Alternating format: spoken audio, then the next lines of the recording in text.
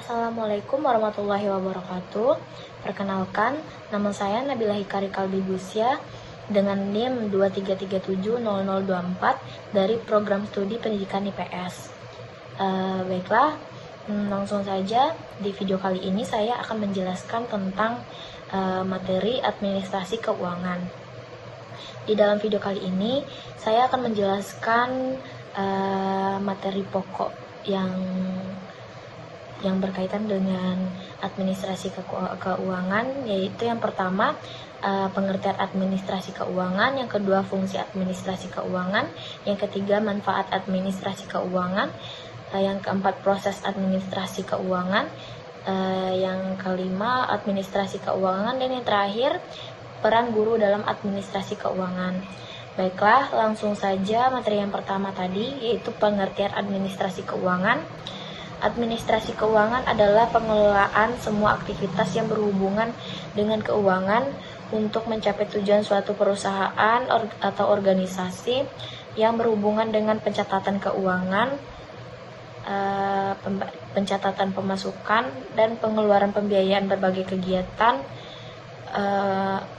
organisasi, perusahaan, di mana bentuknya usaha berupa tata usaha atau pembukuan keuangan. Lalu materi yang kedua yaitu fungsi administrasi keuangan.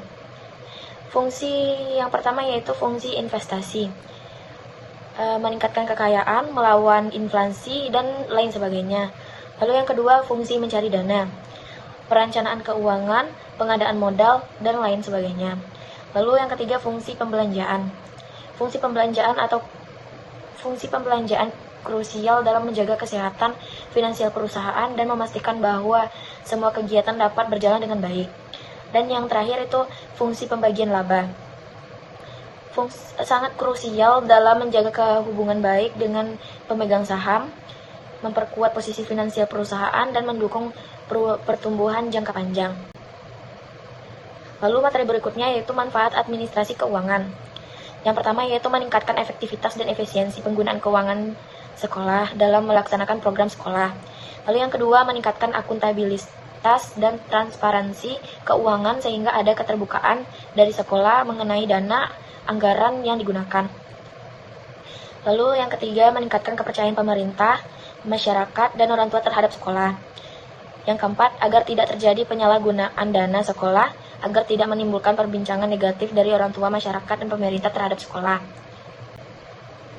Selanjutnya yaitu proses administrasi keuangan. Perencanaan atau RPS, RKAS. Rencana Pengembangan Sekolah atau RPS. RPS adalah dokumen perencanaan jangka menengah, biasanya 4 tahun, yang berisi arah pengembangan sekolah secara keseluruhan. RPS mencakup yang pertama yaitu visi dan misi sekolah, gambaran tujuan jangka panjang, dan nilai-nilai yang dianut sekolah. Lalu yang kedua, analisis kondisi sekolah, identifikasi kekuatan, kelemahan, peluang, dan ancaman atau SWOT yang dihadapi sekolah. Yang ketiga yaitu tujuan dan sasaran, penetapan target yang ingin dicapai sekolah dalam periode waktu tertentu. Yang keempat, strategi dan program, langkah-langkah yang konkret untuk mencapai tujuan dan sasaran yang telah ditetapkan. Lalu yang terakhir yaitu indikator keberhasilan, ukuran untuk menilai pencapaian tujuan dan sasaran. Berikutnya yaitu Rencana Kegiatan dan Anggaran Sekolah atau RKS. RKS adalah dokumen perencanaan tahunan yang berisi rincian kegiatan dan anggaran sekolah. RKS disusun berdasarkan RPS dan mencakup yang pertama yaitu program dan kegiatan. Rincian kegiatan yang akan dilaksanakan sekolah dalam satu tahun anggaran. Lalu yang kedua anggaran. Perkiraan biaya yang dibutuhkan untuk melaksanakan setiap kegiatan. Yang ketiga, sumber pendanaan. Informasi mengenai sumber dana yang akan digunakan untuk membiayai kegiatan. Lalu berikutnya, penanggung jawab. Penetapan pihak yang bertanggung jawab atas pelaksanaan setiap kegiatan. Dan yang terakhir itu jadwal pelaksanaan, rencana waktu pelaksanaan setiap kegiatan. Jadi hubungan antara RPS dan RKS yaitu memiliki hubungan yang erat. RPS menjadi landasan bagi penyusunan RKS, sedangkan RKS menjabarkan program dan kegiatan yang tertuang dalam RPS ke dalam rencana tahunan yang lebih rinci. Dan pentingnya RKS dan RPS yaitu arah yang jelas, efisiensi dan efektivitas, akuntabilitas dan partisipasi. Dan berikutnya pelaksanaan, pembangunan, pencatatan dana. Pelaksanaan adalah tahap implementasi dari rencana yang telah disusun dalam konteks sekolah. Pelaksanaan berikutnya yaitu pelaksanaan dalam kurung pembangunan dan pencatatan dana. Pelaksanaan adalah tahap implementasi dari rencana yang telah disusun. Dalam konteks sekolah, pelaksanaan mencakup berbagai kegiatan. Yang pertama yaitu pembangunan. Dalam pelaksanaan pembangunan ada beberapa hal yang perlu diperhatikan, yaitu yang pertama perencanaan yang matang.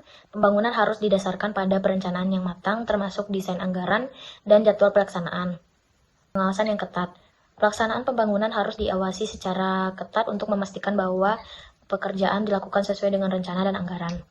Lalu yang terakhir yaitu kualitas pekerjaan. Kualitas pekerjaan harus menjadi prioritas utama untuk memastikan bahwa bangunan atau fasilitas yang dibangun aman dan tahan lama. Berikutnya yaitu pencatatan dana. Pencatatan dana yang baik memiliki beberapa manfaat, antara lain yang pertama yaitu transportasi. Memungkinkan semua pihak yang berkepentingan untuk mengetahui bagaimana dana sekolah digunakan. Lalu yang kedua, akuntabilitas, memastikan bahwa dana sekolah digunakan secara bertanggung jawab. Dan yang terakhir yaitu pengendalian, membantu sekolah dalam mengendalikan pengeluaran dan mencegah penyalahgunaan dana. Dengan pelaksanaan yang baik termasuk pembangunan yang berkualitas dan pencatatan dana yang akurat, sekolah dapat meningkatkan mutu pendidikan dan mencapai tujuan yang telah ditetapkan. Materi dan selanjutnya yaitu pelaporan dan pertanggungjawaban. Pelaporan adalah proses penyampaian informasi mengenai pelaksanaan kegiatan sekolah kepada pihak-pihak yang berkepentingan.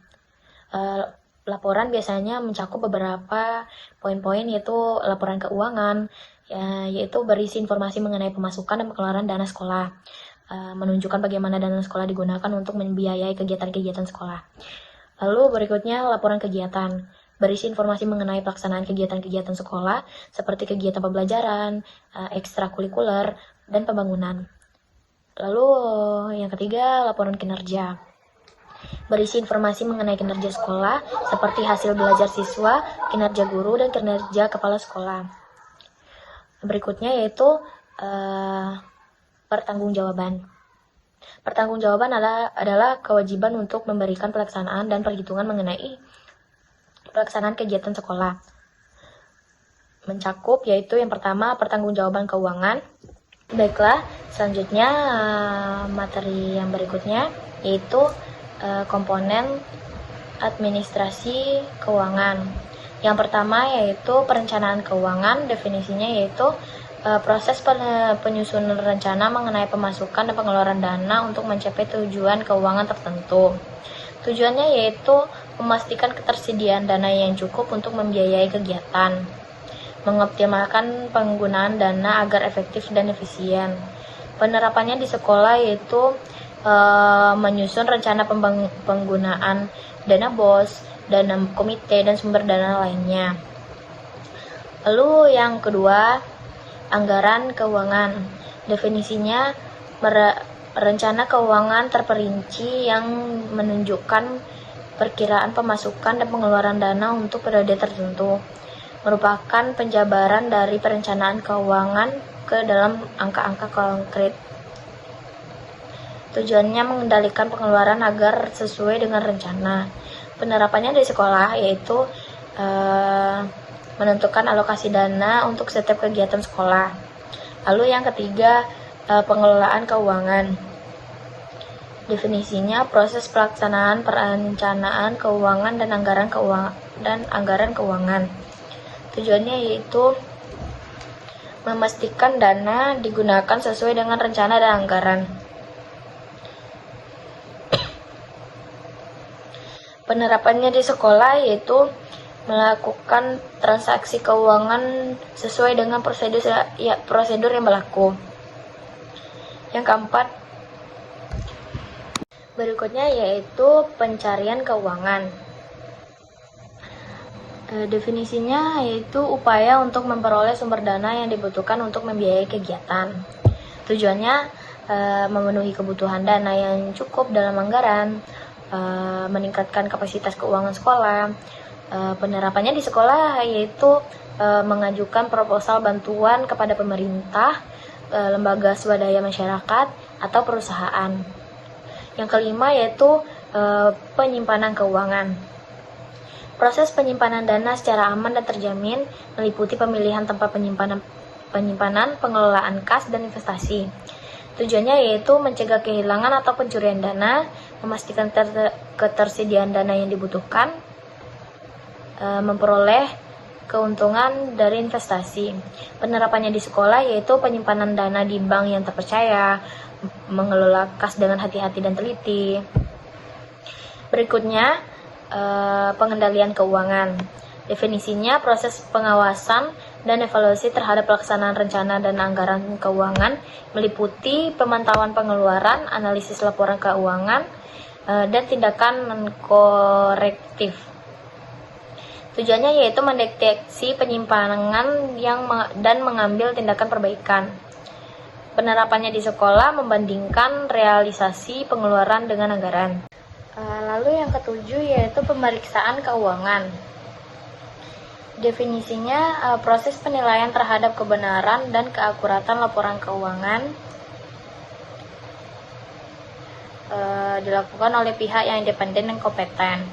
Tujuannya memastikan laporan keuangan bebas dari kesalahan dan kecurangan, memberikan keyakinan kepada pihak yang berkepentingan mengenai keadaan laporan keuangan. Penerapannya di sekolah melakukan audit eksternal oleh akuntan publik atau inspektorat, melakukan audit internal oleh tim yang ditunjuk oleh kepala sekolah.